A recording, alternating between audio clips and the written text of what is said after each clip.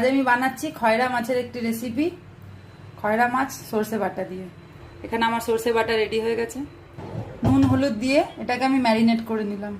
এখানে আমার সর্ষে বেটে রেডি হয়ে গেছে। এর মধ্যে আমি কাঁচা লঙ্কা রসুন দিয়েছি। এবার আমি এটাকে ছেঁকে নেব।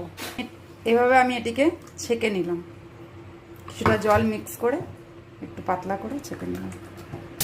এইভাবে আমি মাছগুলিকে ভেজে নেব। এবার আমি তেলে দিয়ে দিলাম কালো জিরে, কাঁচা লঙ্কা, টমেটো কুচি। এটাকে আমি আরেকবার ছেঁকে নিলাম, একটু জল মিশিয়ে ঢেলে দিলাম।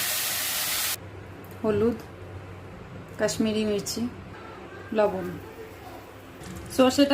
সর্ষেটা আমার রেডি হয়ে গেছে। এবার আমি এর মধ্যে ঢেলে দিলাম মাছটা। ধনেপাতা দিয়ে দেবো। রেডি হয়ে গেল আমার